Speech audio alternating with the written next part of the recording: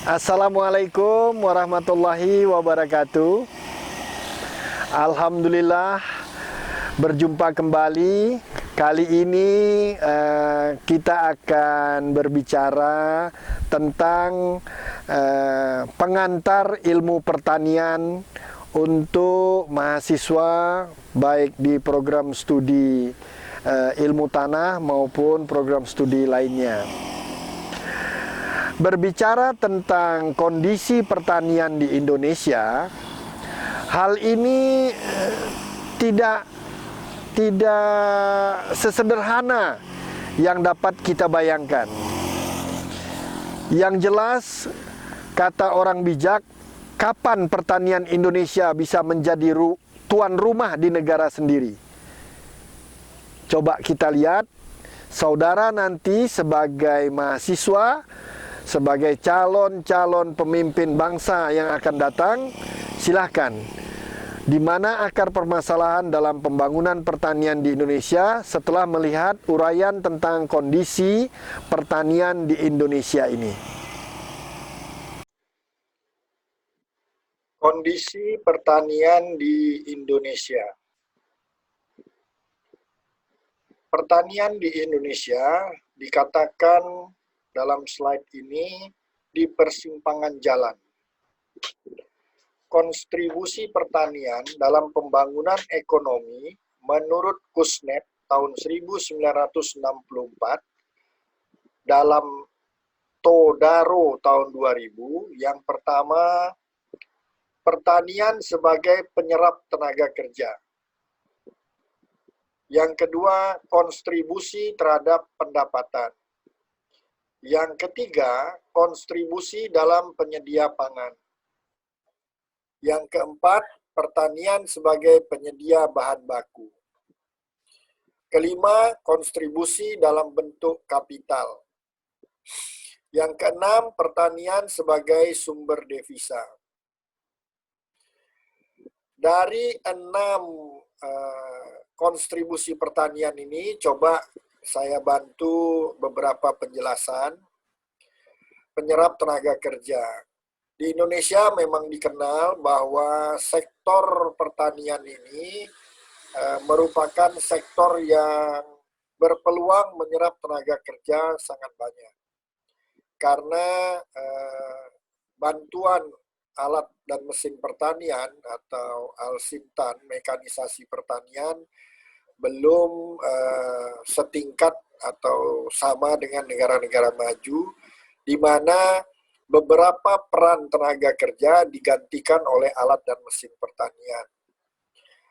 Berkontribusi terhadap pendapatan, ya tentu sebagian besar bahkan semua petani melakukan usaha taninya dalam rangka untuk memperoleh pendapatan.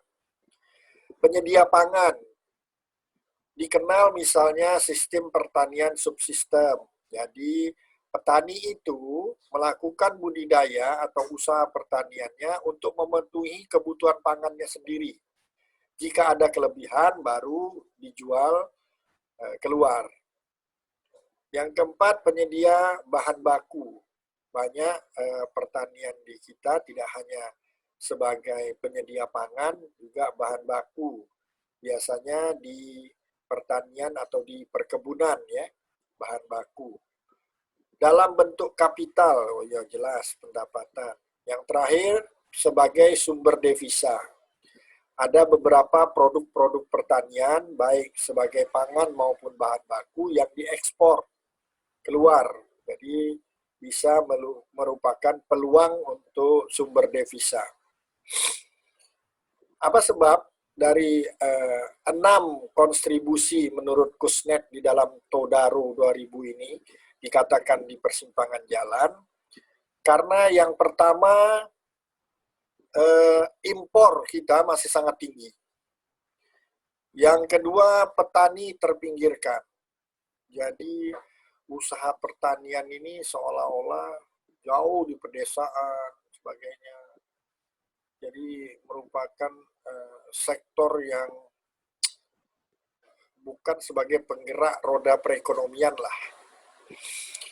Organisasi tani kurang berfungsi. Jadi yang kita kenal kelompok tani, gabungan kelompok tani, itu untuk beberapa kasus itu dikatakan kurang berfungsi. Infrastruktur pertanian terabaikan. Nah, ini sebenarnya tidak bisa tidak jika pemerintah ingin mendorong kemajuan atau peningkatan produk-produk pertanian, penyediaan infrastruktur memang harus dari pemerintah. Karena sebagian besar petani kecil terutama tidak akan bisa menyentuh infrastruktur. Bagaimana mereka akan berbudidaya saja sudah sangat berat, apalagi untuk menyediakan infrastruktur. Investasi rendah, sangat sedikit pelaku-pelaku ekonomi yang berani berinvestasi di bidang pertanian. Aspek pasar lemah, betul. Tadi saya sempat mengatakan bahwa penyedia bahan pangan, pertanian subsistem memenuhi kebutuhan sendiri, jika ada lebih baru dijual, karena pada dasarnya untuk sampai produk pertanian ke pasar itu sangat tidak bisa mengandalkan hanya petani semata-mata. Harus ada peran sektor lainnya yang mensupport, mendukung, sehingga kemampuan untuk mengakses pasar ini meningkat. Akses lembaga keuangan lemah. Jadi bantuan, pinjaman lunak, kredit kecil, kredit apa namanya, kadang-kadang untuk pertanian ini, atau saya contohkan untuk di bidang pertanian, dalam hal ini ada perikanan. Nelayan untuk ke laut itu, untuk mendapatkan jaminan atau pinjaman itu sangat mustahil lah istilahnya. Karena siapa yang berani jamin bahwa besok nelayan itu kembali? Yang mau dijaminkan apa? Perahunya tidak kembali. Akhirnya paling kalau punya tanah dan sebagainya itu mungkin dianggunkan. Tapi itu kan resikonya besar sekali. Jadi ini di satu sisi dikatakan oleh Kusnet dan Todaro tahun 2000 ini bahwa pertanian ini memiliki 6 kontribusi, namun di sisi lain kondisi ini membuat kontribusi pertanian ini sampai saat ini mungkin belum kita rasakan. Nah, inilah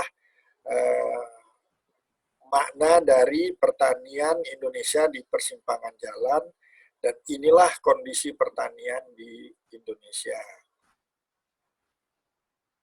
Baik, sekarang kita beralih ke permasalahan petani dan pertanian di Indonesia.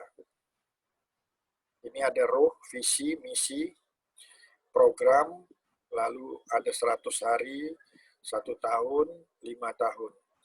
Biasanya leader dalam pembangunan pertanian ini, misalnya di Kementerian Pertanian, punya program, visi misi, program, lalu ada program 100 hari, 1 tahun sampai 5 tahun. Coba kita lihat ruh pembangunan pertanian. Pertama, bersih dan peduli. Ini ruhnya bersih dan peduli. Jadi bersih dan peduli. Ini perlu pemahaman yang dalam nih. Pelaku pertanian, sumber daya insani atau SDI, itu yang pertama petani. Yang kedua buruh tani, jadi beda ya. Kalau petani dia pemilik, kalau buruh tani sebatas pekerja. Pengusaha pertanian, pengepul, pedagang, supermarket, pasar, eksportir untuk bisa sampai ke luar negeri, importir ini mendatangkan, pengusaha saprotan, sarana produksi pertanian, pedagang saprotannya sendiri, jadi antara pengusaha dan pedagang itu dalam pelaku pertanian SD ini dibedakan, pemerintah, perguruan tinggi dan lembaga penelitian, ini perguruan tinggi dan lembaga penelitian, kami ini yang di perguruan tinggi, perbankan yang tadi akses untuk modal itu kan. Ini dari berapa nih? 1, 2, 3, 4, 5, 6, 7, 8, 9, 10, 11, 12, 13 pelaku pertanian ini. Yang pertama dikatakan di sini belum terintegrasi menjadi kekuatan ekonomi nasional. Dalam kurung lemahnya sistem dan pemerintahan. Jadi ini harusnya kalau bersinergi, ini merupakan kekuatan ekonomi nasional. Tapi kondisinya yang sekarang yaitu, karena belum terintegrasi, maka dia belum menjadi kekuatan ekonomi nasional. Belum saling memberdayakan atau kemitraan, tetapi memperdayakan atau eksploitatif dengan ego sektoral. Oh, ini berat ini. Jadi hubungan yang paling baik di antara para pelaku adalah bermitra. Jadi atau dikatakan sini saling memberdayakan. Tapi apa yang terjadi menurut uraian dalam slide ini adalah yang terjadi adalah eksploitatif atau memperdayakan. Jadi saling memperdayakan. Belum ada hubungan yang adil satu dengan yang lain. Ini sama ini. Jadi antara para pelaku ini belum ada hubungan yang adil satu dengan lain. Contoh sederhana apa ya misalnya? Pedagang atau pengepul ini ngambil dari produk pertanian dengan harga semurah-murahnya. Menjual kepada konsumen setinggi-tingginya.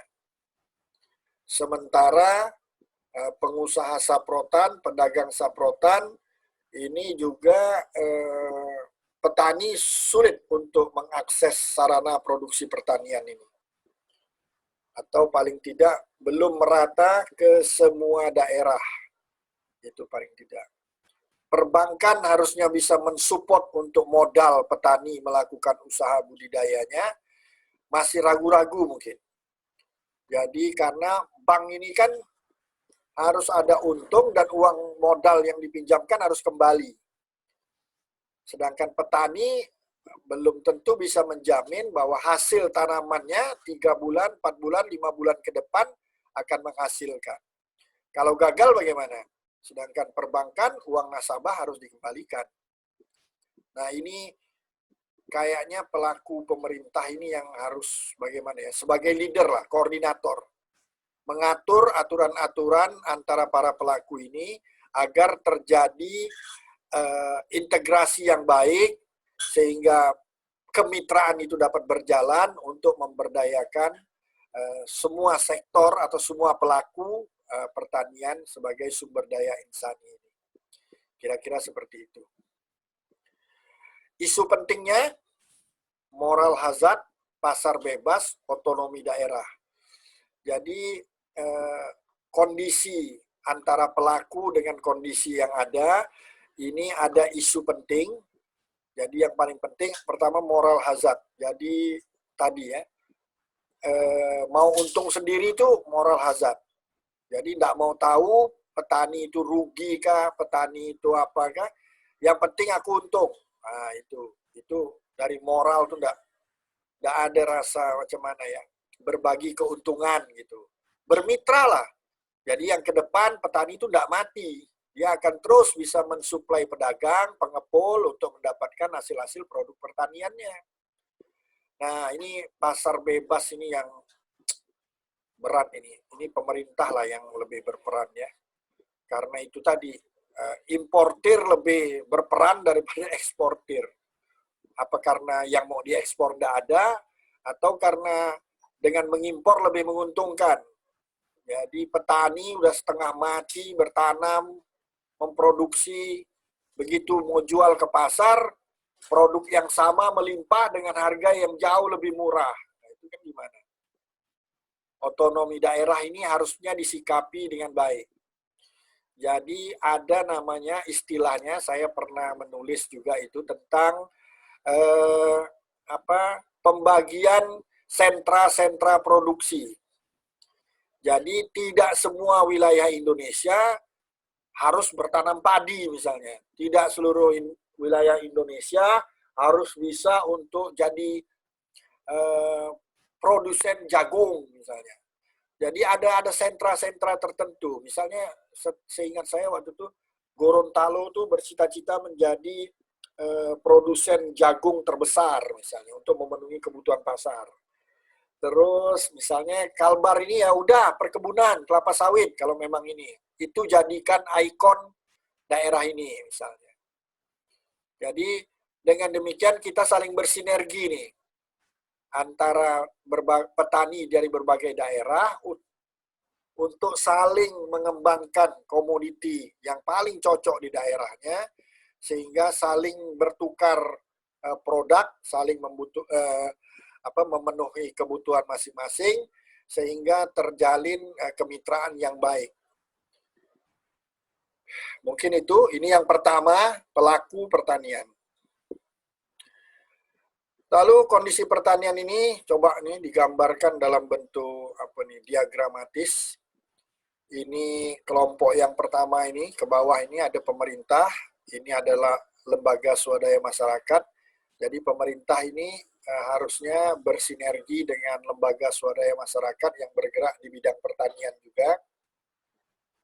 Lalu di sini ada perguruan tinggi, ada lembaga penelitian, ada lembaga penyuluhan, ada perbankan, pengusaha saprotan, pedagang saprotan, pengusaha pertanian, petani, buruh tani, agroindustri, pengepul, tengkulak, ini sama nih, supermarket, pedagang pasar, importir, eksportir, konsumen. Ini gambaran diagram interaksi pelaku pertanian di Indonesia. Coba kita lihat ya, satu-satu. Jadi, pedagang saprotan berjualan ke petani. Buruh tani ini bekerja untuk petani yang tidak mampu mengolah lahannya. Lalu maju lagi menjadi pengusaha pertanian. Pengusaha saprotan menjual barang-barangnya ke pedagang. Tadi pedagang menjual sarana produksinya ke petani. Petani dibantu buruh tani meningkat menjadi pengusaha pertanian.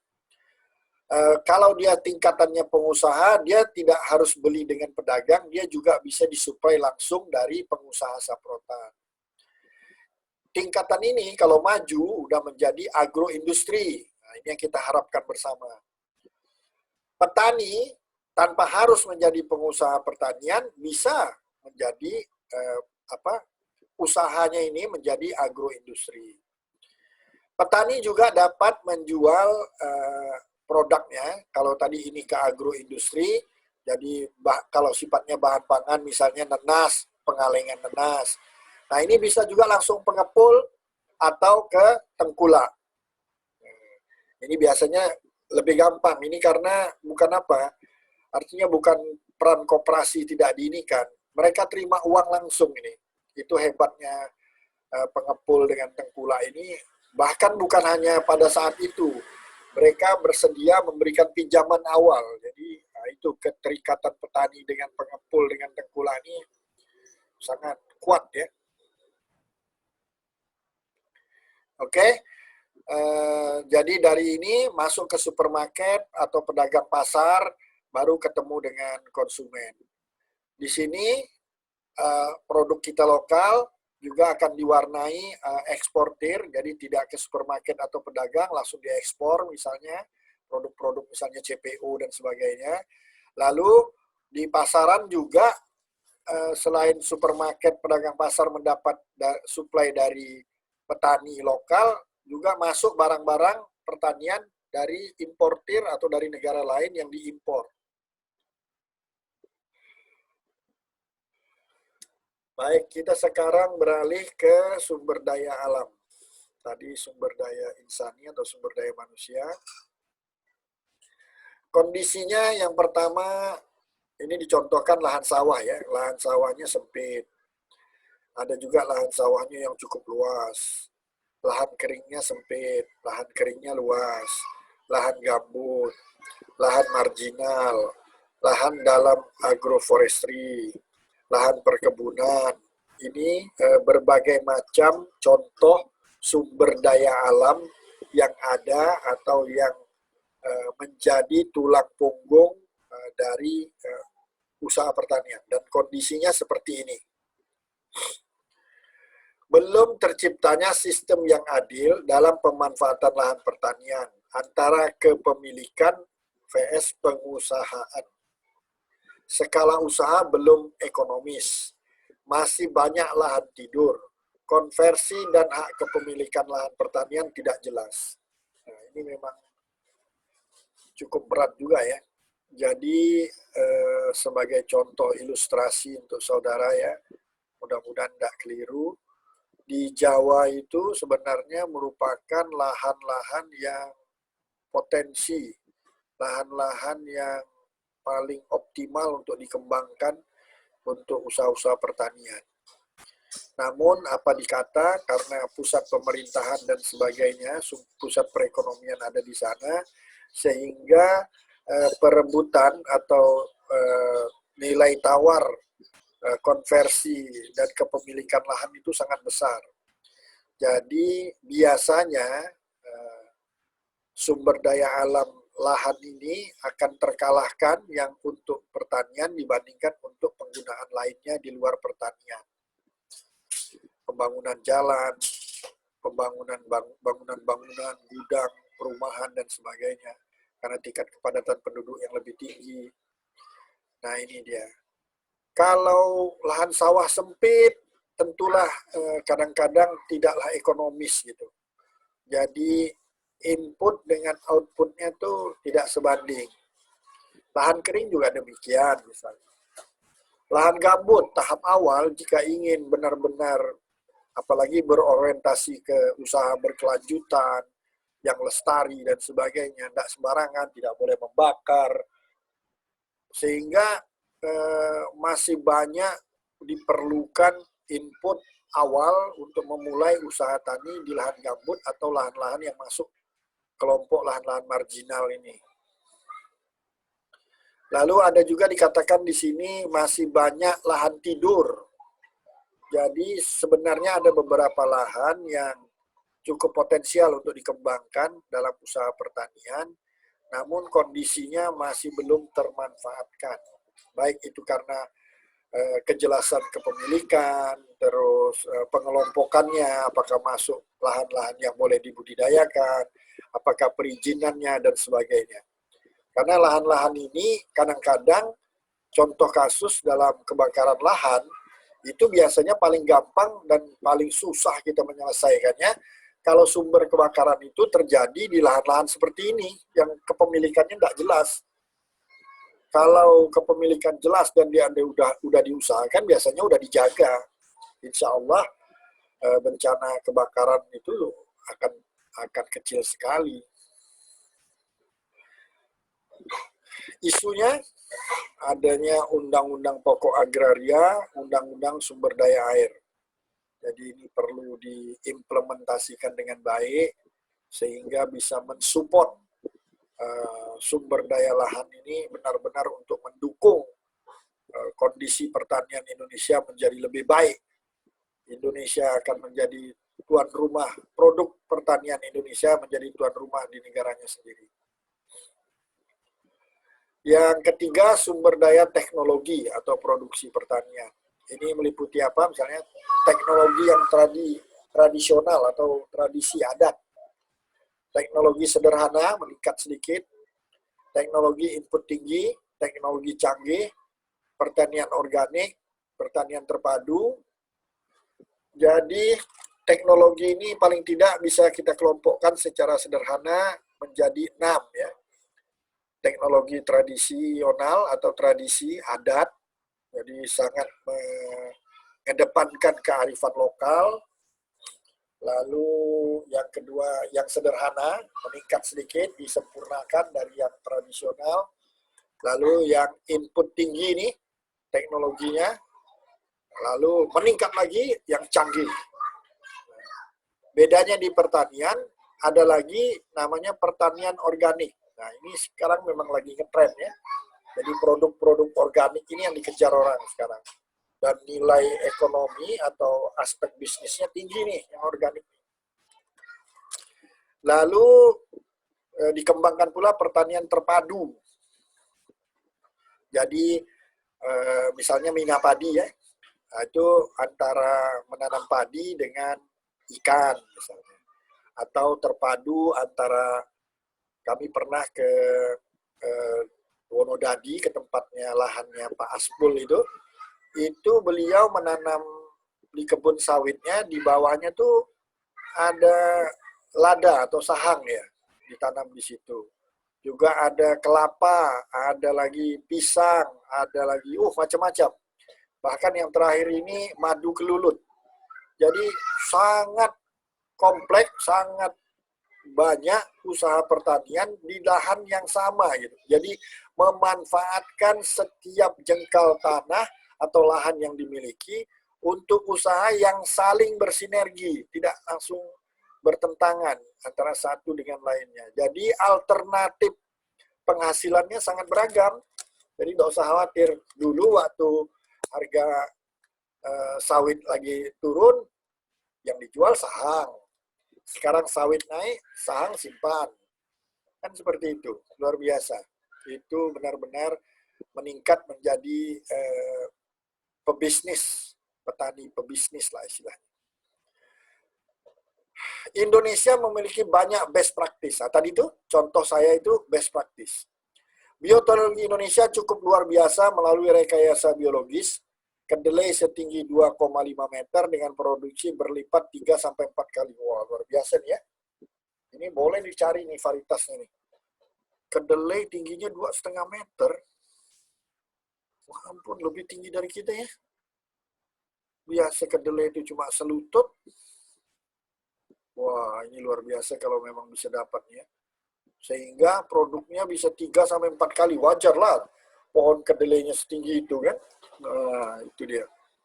Isunya hak paten saya sabubling. Ya ini misalnya yang menemukan ini nih, kedelai raksasa ini, itu harus dilindungi patennya.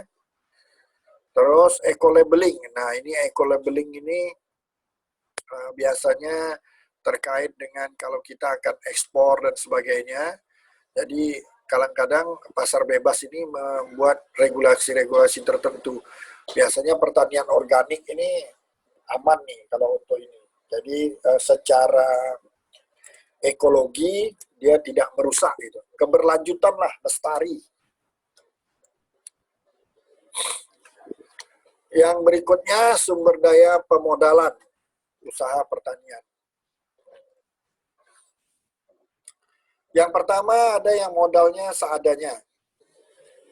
Modal lemah, modal kuat, modal dengan skim perbankan. Jadi dari sumber pendanaan aja ada kelompok-kelompok. Ada yang modal seadanya. Jadi ya bertani ya sesuai adanya lah, bisa nyimpan benihnya dari panen yang kemarin, itulah yang dipakai. Pupuknya gimana ya, apa yang ada lah, pokoknya memanfaatkan seadanya. Nah, ini bayangkan macam mana kondisi pertanian akan maju kalau seperti ini. Ada modalnya lemah, jadi walaupun punya lahan 1 hektar, kalau diturutkan dengan modal yang ada, tidak bisa nanam sampai seluas itu. Lalu ada juga modal yang kuat. Nah, ini biasanya di bidang perkebunan, misalnya usaha-usaha besar ya. Nah, sebenarnya yang diharapkan nih modal dengan skim perbankan. Ini bagaimana pemerintah bisa meyakinkan usaha perbankan untuk memberikan bantuan kepada para petani yang mengusahakan ini. Ada perlindungan lah, kayak apa ya, kalau memang gagalnya bukan karena kelalaian petani dan sebagainya, harusnya ada skim-skim yang memungkinkan jadi petani tidak, sudahlah pertaniannya gagal, bayar utang pula pinjaman, kan bagaimana? Nggak masuk di akal, apa yang mau dijual? Jadi yang hal seperti itu sebenarnya, apalah terserah, mau pemerintah pusat, mau pemerintah daerah, provinsi, kabupaten, ada perlindungan seperti itu harusnya. Mungkin dari anggaran belanja daerahnya dialokasikan untuk bantuan perbankan. Jadi kalau kembali dia dananya bergulir, kalau tidak kembali karena bukan kelalaian petani, ya mau dibilang apa kan? Investasi masih lemah, term of trade atau nilai tukar produk pertanian rendah, high risk, low profit, dan adanya KKN. KKN ini biasanya ya kolusi, korupsi, nepotisme. Ini udah tahu lah semuanya. High risk, low profit. Jadi resiko dalam usaha pertanian ini memang tinggi. Padahal hasilnya belum tentu pula tinggi kan. Jadi udah resikonya tinggi, hasil tidak tinggi. Harusnya begini, low risk tapi high profit. Nah, itu bagaimana buatnya seperti itu? Mungkin dari perguruan tinggi dengan berbagai teknologi yang sudah ditemukan untuk meningkatkan itu sehingga risiko-risiko itu bisa diminimalisir dan dia memberikan semacam keyakinan bahwa hasil atau profitnya itu akan tinggi. Nah, itulah karena produknya tuh ditanam dengan modal seadanya, modal lemah, sehingga nilai tukar atau kalau dijual ke pasar itu ya rendah, apalagi dibandingkan dengan impor. Saudara lihat sendirilah kalau kita belanja ke pasar, kentang, belanja apa lagi, banyak ya. Kalau kentang memang katanya kentang Jawa lebih bagus dari kentang yang diimpor tuh putih, tidak kuning seperti itu. Kadang-kadang ibu-ibu juga lebih suka yang itu ya. Misalnya apalagi wortel, apa semuanya itu yang banyak diimpor ya.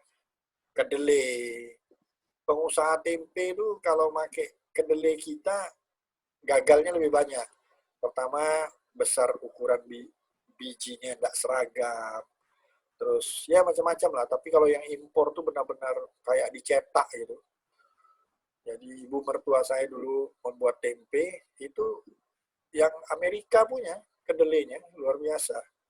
Jadi sangat tergantung kepada impor. Gimana dengan petani yang menanam kedelai tadi kan? Kalau tidak dipakai sama petani atau pengusaha tempe produknya. Jagung bisa jadi pakan ternak. Oke, kita beralih lagi sumber daya komoditas. Yang pertama untuk memenuhi kebutuhan pangan. Hortikultura, jagung, sereal, kacang-kacangan, umbian, tanaman serat, peternakan, perikanan, perkebunan, kehutanan. Jadi yang pertama komoditasnya terkait dengan pangan, misalnya padi, jagung, hortikultura sayur-sayuran, jagung dengan serealia dipisahkan, kacang dan umbi-umbian, tanaman serat, peternakan tuh ada sapi, produk-produk daging, perikanan ya ikan dan sebagainya, perkebunan misalnya sawit dan sebagainya, kehutanan ada beberapa produk di kehutanan yang menghasilkan komoditas untuk dijual di pasar. Ini contoh peringkat dunia untuk komoditas. Lada putih peringkat 1, sawit peringkat 2, karet peringkat 2, beras 3, kakao atau coklat 3, lada hitam 3, kopi 4, biji-bijian 6, teh 6. Cuma tidak disebutkan pada tahun berapa ya. Isunya posisi tawar di WTO, World Trade Organization, kalau nggak salah saya. Jadi produk-produk kita ini nilai tawarnya tuh sangat beragam.